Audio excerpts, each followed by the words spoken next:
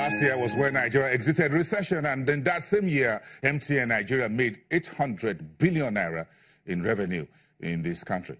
That's, if you just do the rough estimate, that's about 2.7 billion naira every day. So the economy, if you're asking whether the economy was out of recession last year, ask MTN Nigeria, and they'll tell you whether that happens or not. Each time you call or you text or you just browse, whatever, you're putting money in the pockets of MTN. So MTN thinks it's time to do an IPO in Africa's largest market, estimated $500 million US. You want to be part of that? This is not promotional. It's not advertorial. We're looking at all the issues when we have such a big elephant in our market. Larry Buluro is the director of sales at Chapel Hill Denham, one of Nigeria's investment advisory firm, and licensed by the SEC and the Nigerian Stock Exchange to do business in the securities market. Good morning. It's good to have you. Good morning, Bosun. Okay. When we have IPOs, this is going to be big. That is no longer news. Sure. Yeah, we're talking about the $5.2 billion worth of a company. Yeah. And that gives even Dangote Cement a lot of cost for, I don't know who makes more money any day. We're going to find out. They're both profitable. They're doing very well. They're both profitable. Yeah. I like that. So, but of course, the story around whether who becomes, when we do an IPO, sure, you always have this very long list of advisors to it. And throughout my career, I always believe that there are too many of you trying to eat part of that IPO money. Well, I mean, listen, everyone has a specific role. And I believe everyone, is needed in this transaction. So you have the issuing house, you have financial advisors, you have legal, you have brokerage, and all play specific roles. So brokerage helps with distribution. Advisors help navigate, regulatory arena and help seek approvals. In some cases, concessions from the regulator. Legal also just to make sure, paperwork, all the laws are being abided by. So everyone plays a role. So, but this is MTN Nigeria. So this is not a cross-border listing. Yes, it's local. Just going to be in Nigeria. It's just that the parent company is based in South Africa. Correct. But this is a Nigerian unit. Yes. So this is a Nigerian business. Correct. Okay. And it's probably most likely it is the lucrative unit of the group. Kind of about 30% of revenues, over 40% of EBITDA, 30% of the group's capex comes into Nigeria, and of course, the subscriber base, it's about almost 25 to 27% of the group's subscriber base. So it's a very important unit to the group in SA. So talk us through when we say cross-border listing and dual listings, sure, like a number of years ago, and when Mnet, sure, Super Sports was listed on the Nigerian Stock Exchange by introduction in November 1999. Sure. Later delisted. We have another company that also came in from SA.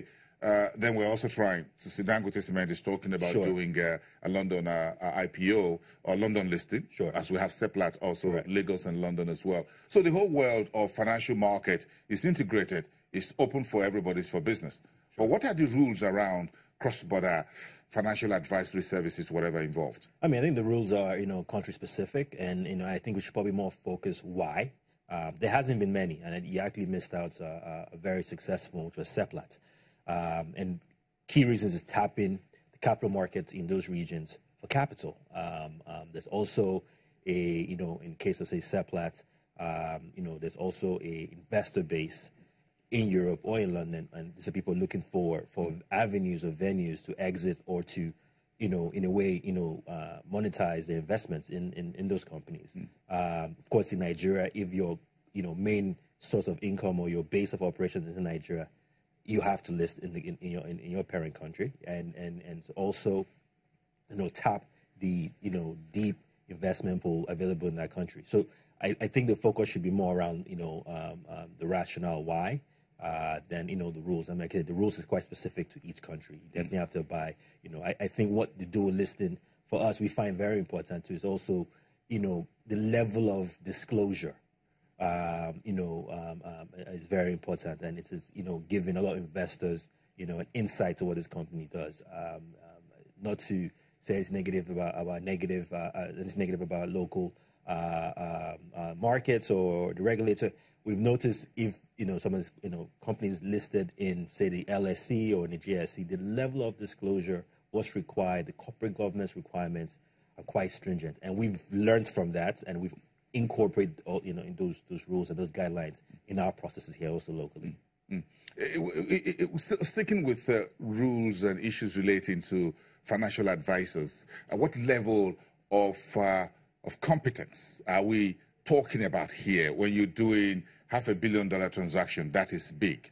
Very big, and I think key is definitely your track, your experience, the team. And of course, we're regulated, so you definitely have to be have your licenses. You have to be allowed to do what you say you can do. Then you come to the team, the experience of doing such level of IPOs, it's very, very important. And those are the things, an issuer or a client will look at. Okay, what have you done? Distribution too is very key. What are your relationships with the local investor base, also international investor base? Can you aid to sell, get this oversubscribed? So I think it's the most important thing, apart from regulatory allowances or approvals that you have, is your ability and your experience to execute